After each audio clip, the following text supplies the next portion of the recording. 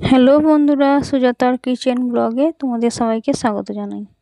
তো আজকে আমি একটা নতুন রেসিপি করছি। এই শীত যাচ্ছে, গরম আসছে এই সময়, সেটা হলো ভেন্ডি আলুর তরকারি।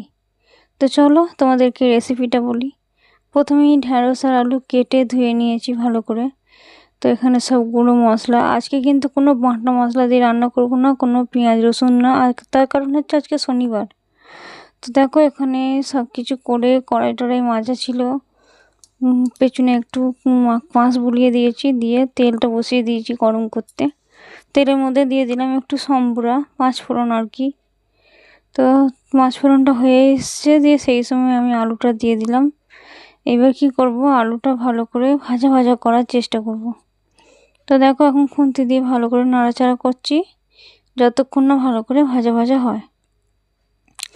তো তোমরা যেমন চাইবে, ঢ্যাঁড়স আলুর তরকারি অনেক রকমভাবেই করা যায়। নিরামিষ, আমিষ।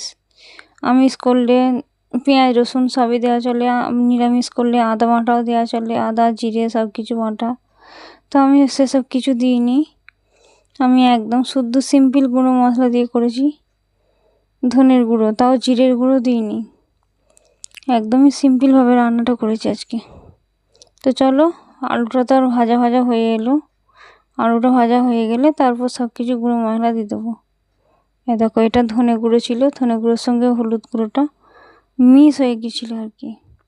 তো অল্প একটু ধনে গুঁড়ো দিলাম, পরে আরও একটু দিয়ে দেবো। হলুদ গুঁড়ো দিলাম 1 চামচের মতন, লঙ্কা গুঁড়ো দিলাম 1/2 চামচের মতন, আর ধনে গুঁড়োটা নিয়ে এসে ঠোঙায় ঢেলে রাখলাম, দিয়ে ধনে গুঁড়ো আরও 1 চামচ দিয়ে দিলাম। তখন তো 1/2 চামচের থেকেও কম ছিল, ওটা দিয়েছি।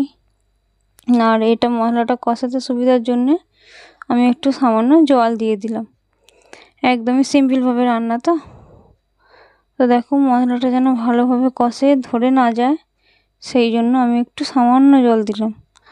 যেহেতু বাটা মশলা কিছু দিইনি, শুধু গুঁড়ো মশলা দিয়ে রান্না করেছি, তাই জন্য একটু ভালো করে হতে হবে। এখানে দেখো বেশ দাও দাও করে উনুনটা জ্বলছে। আর সবসময় তোমরা জেনে রাখবে যে জ্বালনের রান্না কিন্তু অসম্ভব ভালো হয়। শিলে বাটা মশলা, উনুনের তৈরি রান্না অসম্ভব ভালো হয়।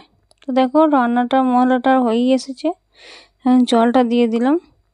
তারপর জলটা দিয়ে এতে হবে না, আরও একটু জল দেবো। তারপরে ভালো করে করে নিলাম। তো দেখো অনেকটাই জল দিয়েছিলাম, কিন্তু জল ফুটে ফুটে অনেক মরে গেছে, যেহেতু আলুটা সেদ্ধ হবে। তো এখন দেবো হচ্ছে পরিমাণ মতো একটু নুনটা দিয়ে দিলাম।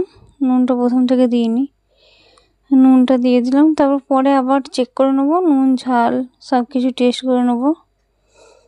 তো এখন ঢাকা থাক, এটা সেদ্ধ হোক তা করতে করতে। আর ঢ্যাঁড়সটা আমি কিন্তু ভাজিনি, সেটা তোমরা দেখতেই পেলে। তো আবার খানিকক্ষণ পর দেখতেই পাচ্ছ তোমরা যে জলটা অনেক মরে গেছে, আলুটাও সেদ্ধ হয়ে এসছে। এবার দিয়ে দেবো এখন ঢ্যাঁড়সটা। ভেন্ডি আলুর তরকারি ভেন্ডি দিতেই হবে, আমি কিন্তু ভাজিনি। তোমরা একবার এরকম করে না ভেজে ভেন্ডি মশলা না দিয়ে রান্না করে দেখবে, দারুণ খেতে ভালো হয়। তো এটা দিয়ে খানিকক্ষণ চাপা দেওয়া থাকলেই রান্নাটা হয়ে যাবে। দেখো আমার কিন্তু ভেন্ডি আলুর তরকারি একদম অলমোস্ট রেডি। এই সময় আমি দিয়ে দেবো 2 দানা চিনি, যাতে স্বাদটা ব্যালেন্স হয়ে যায়।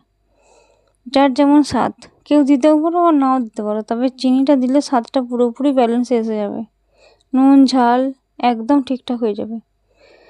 তবে তোমাদের যেটা ইচ্ছা করবে আমার মনে হয় দিলে ভালো হয়, সেটা বললাম।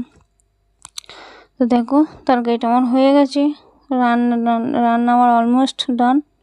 তো তোমাদের এই রান্নাটা, ভেন্ডি আলু রেসিপিটা তোমাদের কেমন লাগলো অবশ্যই কমেন্ট করে জানাতে ভুলবে না।